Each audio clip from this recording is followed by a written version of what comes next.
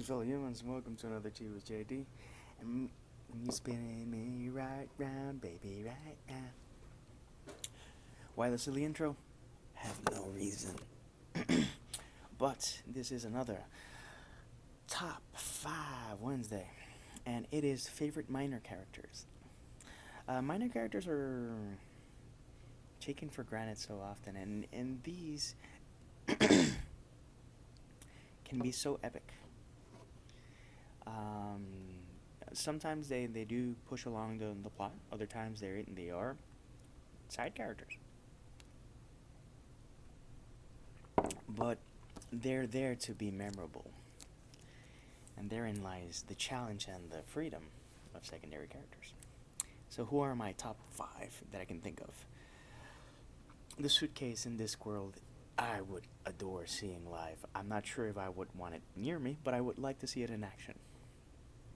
It is very loyal, but violent, but very fun. Every time I saw that character came on the page, I would get giddy. It's that good. Luna Lovegood. I think Luna is one of the most fun characters and underrated characters in the Harry Potter universe. She was so quirky and weird and wonderful that you never knew what would come out of her mouth, and I think that was part of the charm. I'm gonna go pretty quick. Number 3, and I think one of the most amazing minor characters that I've ever seen is Tom Bombadil from The Lord of the Rings. He didn't make it to the movies. He probably deserves his own movie. That's how cool he is.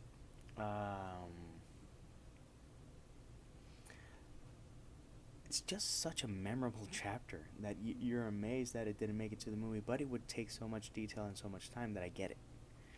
But truly, one of the highlight characters of Lord of the Rings, which is saying something, because if there's any ensemble book that I can think of where there's a lot of great characters, that's one series. Number 4, the Cheshire Cat. Cheshire, again, so memorable, and in just seconds you fall in love with that character, and part of you wants to be that Cheshire Cat,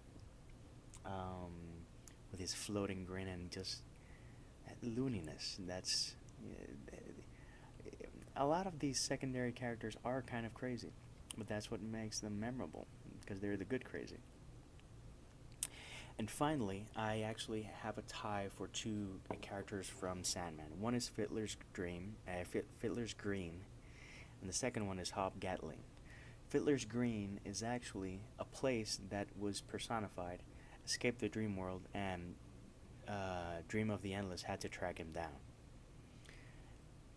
The descriptions of Fiddler's Green, his character, the soul of that character is just a beautiful thing. I honestly highly recommend that series so often for several reasons, but he is one of the reasons, and Hobgatling is another one. Immortality is sometimes attained by selling your soul to the devil, becoming a vampire, whatnot, but having a conversation and having one of the Endless convince the other to leave this guy alive, that's pretty memorable. And again, don't want to give too much information of these characters because maybe you haven't read it. But all of these 6, because it wasn't 5, it was 6, characters are extremely memorable for several reasons. And in the end, it doesn't matter if you're on a page or in a book. Memorable is memorable.